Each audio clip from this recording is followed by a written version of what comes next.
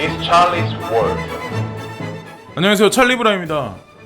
그래도 장세가 예측한 거대로 어느 정도는 지금 움직이고 있어가지고 저도 좀 기분이 좋은 편이긴 하거든요. 근데 지금 너무 이른 아침이라서 제 목소리가 살짝 이제 그럴 수도 있는데 양해를 바라고, 지금 이제 보시면은 이 차트적 관점에서 보시면 지금 현재가 달러 기준에서는 사실 지금 8,300달러에서 지금 언저리에서 왔다 갔다 하거든요. 근데 제가 김프가 많이 빠진 상태에서는 이제 제가 보는 관점이 뭐냐면 8,400달러에서 살짝 이제 조정이 올 거라는 생각을 했었는데 지금 현재 아직까지 거기까진 가지 않았어요. 그래서 김프가 살짝 낄 수도 있는데 어쨌거나 중요한 건 지금 이 상황에서 이제 추매를 한다거나 아니면 여기서 매도를 치신다거나 이러기가 아마 상당히 어려우실 거예요. 그래서 예전서부터 제가 말씀드렸지만 지금은 매도해가지고 어디서 중간에 내가 어떻게 한다는 자체가 상당히 어려운 지금 시점이거든요. 그래서 단타성으로 접근하시기보다는 강력하게 홀딩하고 계시는 게 낫고, 사토시가로 많이 까져있는 특히나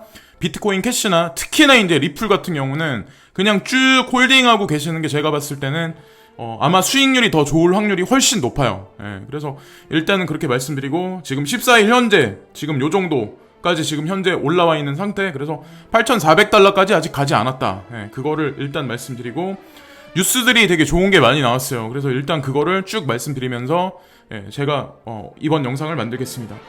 그 벡트가 이제 7월 22일날 사용자 테스트를 시작을 한다라는 얘기가 있었어요. 그래서 비트코인 선물 거래소 벡트는 7월 22일날 사용자 테스트를 시작한다고 전했다.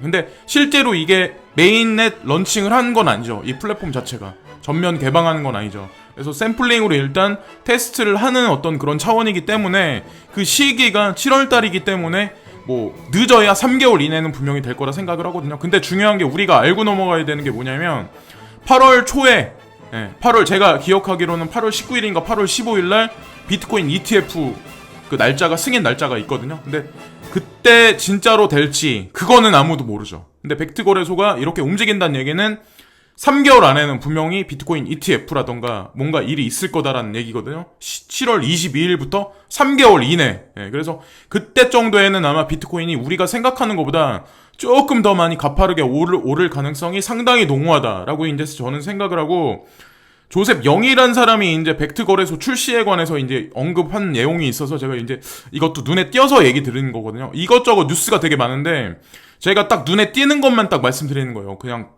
간추려가지고, BTC 시장판도 변화를 기대한다. 현재 진위 여부를 파악하기 어려운 95%의 비트코인 거래량을 걷어내면 시카고 상품거래소의 비트코인 거래량이 상당 비중을 차지하게 된다. BTC 선물거래소 벡트가 출시되면 적격성을 갖춘 위탁관리, 보험 등 시스템으로 BTC 시장 판도를 변화시킬 것으로 기대된다. 이 문장 하나가 의미하는 게 뭐냐면, 제도권 수용에 관해서 사실 그레이스케일 자산운용사가 움직이는 거랑 벡트 거래소가 움직이는 거랑 사실 의미가 되게 많이 틀리거든요. 그래서 이번에 어떻게 보면 벡트 거래소가 출시된다. 기대치에 의해서 올라갈 수는 있지만 막상 출시가 되면 그때부터는 지리하게 갈 수도 있다는 거는 우리가 생각을 어느 정도는 이미 해야 된다고 저는 생각을 하거든요. 그래서 그 시점이 7월 22일이다. 그리고 오미세고가 나왔는데, 오미세고가 태국서 유니세프와 파트너십을 체결했다라는 얘기가 나와요. 근데 물론 이번에 이 유니세프하고 파트너십 체결하는 데가 오미세고뿐만 아니라 스테이트 네트워크도 있고 메이커도 있고 여러 가지 어떤 그 이더리움 기반의 여러 가지 코인들이 있거든요. 그래서 중요한 거는 오미세고가 UN 산하 아동 지원 기금인 유니세프와 파트너십을 체결했다. 무슨 의미일까요? 이 의미가 그냥 어떻게 보면 아동 지원 기금 무슨 뭐 이렇게 볼 수 있는데 UN 기관 산하잖아요. 거기에 우리는 의미를 둬야 되는 거예요. 지금 가격이 지리해. 그래서 난 짜증나. 그래서 못 기다리시고 그러실 분은 그냥 과감하게 그냥 다른 코인으로 가시는 게 제가 봤을 땐 낫고, 그냥 만약에 비전이나 그런 거에 관해서 내가 공부를 조금 더 많이 하고 믿음이 있으시다면 그냥 홀딩하는 관점이 제가 봤을 땐 낫거든요. 그리고 예전에도 아마 말씀드렸지만 판비치에서 분명히 오미세고에 관해서도 긍정적으로 바라보고 장투용 코인으로서 분명히 언급을 했었어요. 저도 그래서 오미세고를 강력하게 이제 생각을 하고 있는 거고, 향후 포텐셜을 되게 크게 보는 코인 중에 하나가 이 친구고, BK 같은 경우도 마찬가지로 그렇게 보고 있고, 유니세프와 오미세고 외에도 복수의 블록체인 프로젝트가 이번에 여기에 참여를 했다. 예, 그래서 이거를 한번 중점적으로 한번 보셔야 되고, 바이낸스가 미국 공식 진출한다라는 얘기가 있어요. 이 얘기를 대중들은 생각을 했을 때 어떤 생각을 할까라고 저는 이제 생각을 해봤거든요. 근데 대부분의 사람은 어떤 생각을 많이 하냐면, 미국이 암호화폐 시장을 전면적으로 다 잡는다. 그리고 미국은 미국이고 중국은 중국이다. 중국은 뭐 비트코인을 다 뺏긴다. 근데 제가 예전에도 말씀드렸다시피 채굴 세력 같은 경우 전면적으로 가장 강한 게 사실은 중국 세력이고, 달러 USDT를 힘에 입은 미국 세력은 그거를 사모으는 어떤 그런 관점. 그러니까 서로 악어와 악어새의 그런 어떤 균형 관계를 맞추는 거지, 사람들이 흔하게 생각하는 이념적인 논리로 그냥 그걸 생각하면 이 시장도 그런 관점으로 바라보면 제가 봤을 때 놓치는 게 되게 많다고 생각을 하거든요. 그렇게 생각을 잘 안 한다는 거죠. 어차피 그놈이 그놈이다. 같은 한 통속이라고 생각을 하는데, 바이낸스가 미국 이용자들을 대상으로 한 암호화폐 거래 플랫폼을 준비하고 있다고 13일날 보도했다. 자, 미국에 용인이 없었다면 바이낸스가 바이낸스가 미국에 진출할 수 있었을까요? 여러분들은 어떻게 생각하세요? 제 영상에서 기존에 작년서부터 했던 말이 아마 거진다 마저 들어가고 아마 있을 거예요. 대부분의 것들이. 바이낸스는 뱀이라는 이름의 업체와 협력해 바이낸스 US를 설립을 추진하고 있다. 미국 투자자들이 바이낸스를 이용할 수는 있었지만 바이낸스가 공식적으로 미국 투자자들을 대상으로 서비스 출시하는 것은 이번이 처음이라고 평가했다. 또한 미디어는 바이낸스의 파트너인 뱀은 잘 알려지지 않은 미스터리한 회사라며 미 재무부의 자금 세탁 방지 프로그램인 핀센에 등록된 캘리포니아 기반 회사로 확인된다고 부연했다. 이미 재무부에서도 이미 검증이 끝난 거예요. 이거는. 여기에 관해서는 사람들이 어떻게 생각할까요? 저는 그래서 그런 것도 되게 궁금해. 사람들이 왜 자꾸 거기다가 이념 갈등을 부추겨가지고 결국에는 본인들이 얘기하는 게 다 틀릴 수밖에 없는데 할 수 없는 거죠. 근데 그런 거는. 근데 어쨌건 중요한 건 바이낸스가 미국 진출한다. 그걸 알아두셔야 된다는 거고. 자, 이제 제가 예전서부터 계속 말씀드렸던 어떤 지금 보면은 사토시 가격이 있어요. 알트코인들. 지금 보시면 라이트코인 SV가 있고 XRP가 있고 이더리움 그리고 ABC가 있고 아톰, XMR, 대시, 그린코인, STR이 있어요. 여기 보시면은. 근데 특히나 이제 XRP 같은 경우는 지금 올랐다 해도 사토시 가로 되게 많이 까져 있는 상태야. 키 맞춤조차도 안 했어요.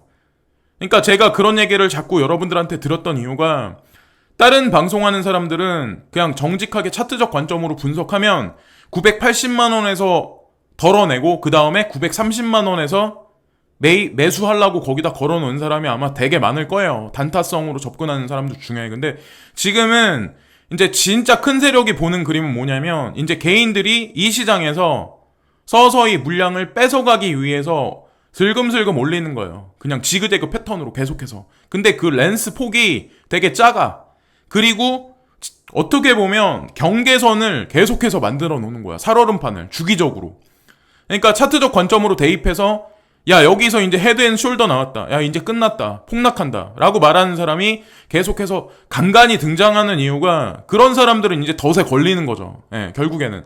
그래서 결국에는 물량을 놓치면 나중에 더 고가에 사던가, 그렇게 될 확률이 상당히 높아지는 지금 구간이라서 홀딩하는 관점이 제가 봤을 때는 가장 스마트한 방법이라고 생각을 하고, 제가 예전에도 말씀드렸지만 이미 버스는 떠났다고 제가 말씀드렸잖아요. 고속도로 위에서 버스는 떠났고, 버스가 중간에 정차는 분명히 중간중간에 하긴 하지만 이 버스에는 제트 추진이 분명히 달리면 그 다음서부터는 가속도가 붙을 거다. 지금 이 버스 장면같이 이런 식으로 생각을 하고, 자, 버스를 놓친 사람은 이 버스를 아무리 뜀박질해서 달려가려고 해도 결국엔 이 버스를 타지 못한다는 거죠. 나 자신은 되게 밑에다 걸어놨어.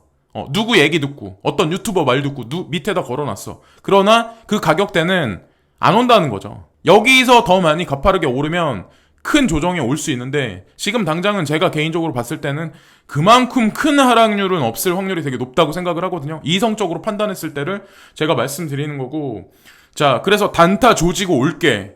제가 이 사진을 간간히 계속 보여드리는데, 하지만 언제나 조져지는 건 나였다. 장례식장에 있는 어떤 그런 사진같이 여기 나와 있는데, 그래서 어설프게 단타치다 오히려 그냥 끝장나는 수가 많다는 거죠. 지금 같은 경우는. 제가 보는 관점은 일단 그렇다고 말씀드리는 거고, 바이낸스 2.0 트레이딩 이볼브라고 여기 나왔는데, 제가 뭘 말씀드리려고 하냐면, 바이낸스에서 예전에 마진 거래한다고 제가 마진 거래에 관해서 테스팅 한다고 제가 말씀드린 적이 있었잖아요. 근데 실제로 지금 마진 거래 테스팅을 지금 하고 있어요. 근데 지금 미국도 거기서 제외시켰고, 중요한 거는 일본도 제외시켰고 한국도 여기에 포함이 안 됐어요. 이 세 개의 나라는 이번에 마진 거래에 아직까지 문호를 열어주지 않았어요. 그럼 이 마진을 통해서 어떤 유동성을 공급하고 여기서 수익률을 추구해서 많이 가져가는 놈들이 누굴까요?